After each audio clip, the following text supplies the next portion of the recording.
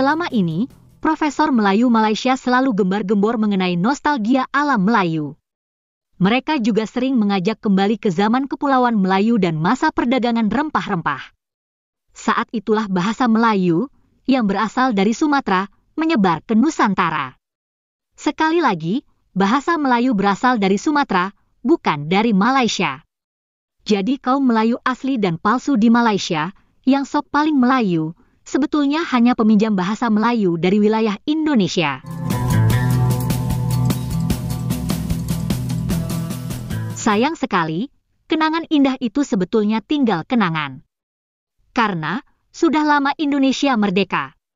Sudah lama pula bahasa Indonesia menjadi bahasa persatuan dan bahasa resmi negara Indonesia.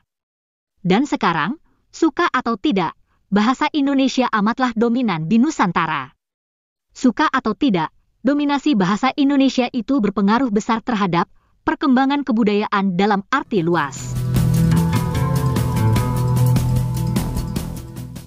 Inilah kenyataan yang ada sekarang.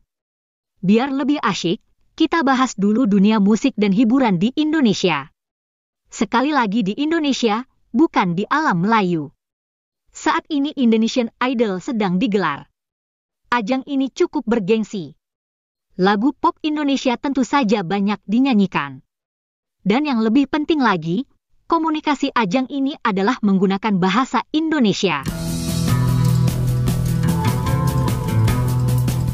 Nah, tak lama lagi juga ada konser Akademi Dangdut Asia. Walau nama konser ini sok ke Inggris, tetap saja bahasa komunikasinya adalah bahasa Indonesia. Lagu yang dinyanyikan peserta pun bernama lagu dangdut, bukan lagu Melayu. Dan yang menarik, makin lama jumlah negara yang terlibat dalam ajang ini semakin banyak. Rencananya, akan ada negara peserta baru, yakni negara Turki. Hal ini tentu akan berpengaruh besar terhadap perkembangan dangdut dan bahasa Indonesia.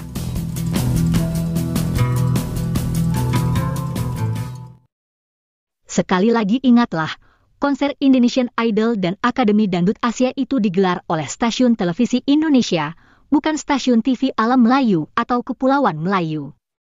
Kalaupun dipaksa diberi nama Alam Melayu Idol atau Lomba Lagu Melayu Nusantara Raya, tentu kurang menarik. Nama itu kurang keren, bahkan bisa menghancurkan rating acara tersebut.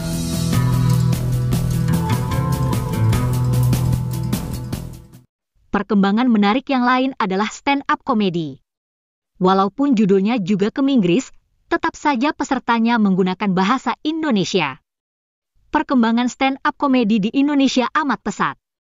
Komunitas komika tumbuh subur di kota-kota di Indonesia.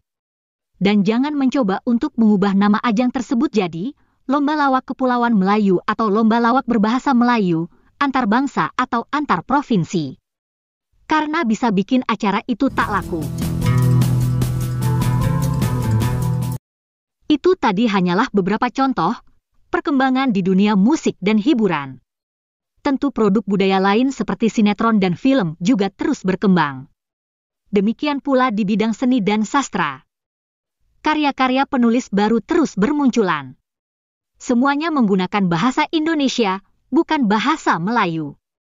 Semuanya diproduksi oleh rakyat Indonesia, dalam wadah kebudayaan Indonesia yang tumbuh di negara Indonesia, bukan di alam Melayu. Kita juga sudah pernah membahas dahsyatnya perkembangan bahasa Indonesia di media sosial. Banyak platform dan aplikasi digital yang menggunakan bahasa Indonesia. Rakyat Indonesia pun menikmati kegembiraan untuk mengekspresikan diri atau menampilkan berbagai jenis karya mereka lewat media sosial. Inilah yang memicu pertumbuhan bahasa Indonesia yang amat pesat.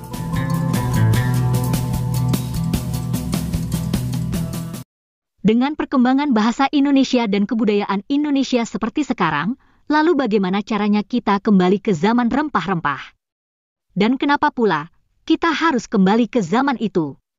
Bahkan di negara-negara seperti Singapura, Thailand, dan Filipina, bahasa Melayu di sana sudah mulai pupus. Tidak seharusnya kita mengikuti cara berpikir Profesor Malaysia yang konyol. Tidak seharusnya kita mau menuruti kemauan Profesor Melayu Malaysia, yang sebetulnya sedang bingung mencari identitas untuk negaranya. Cara berpikir yang penuh ilusi dan nostalgia itulah yang dikritik oleh seorang dokter dari Sabah. Berikut ini videonya.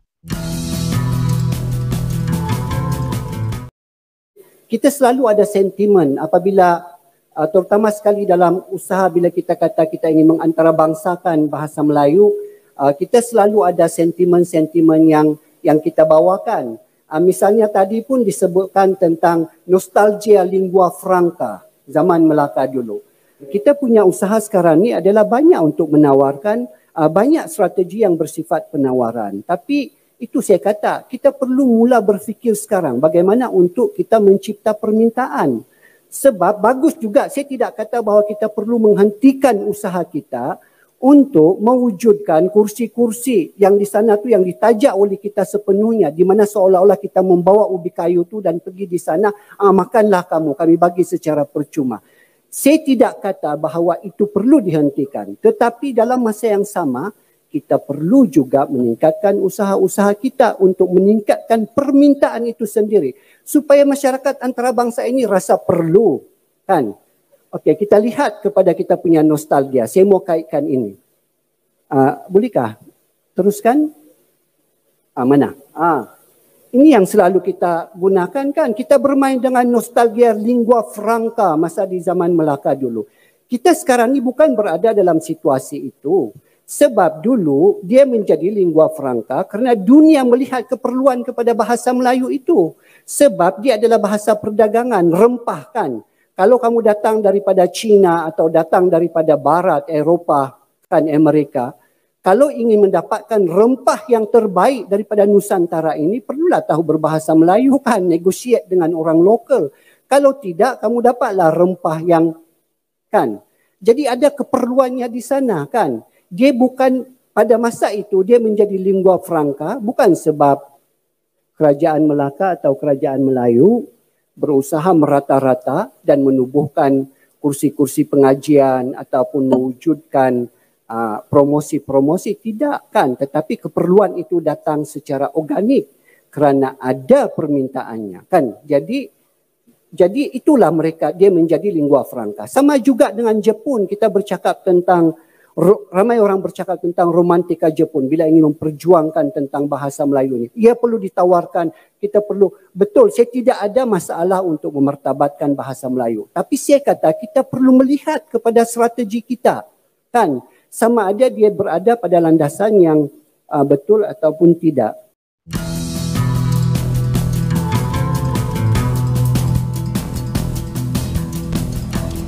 Terima kasih ya kawan-kawan sudah menonton video. Tetap sehat dan semangat. Sampai jumpa lagi.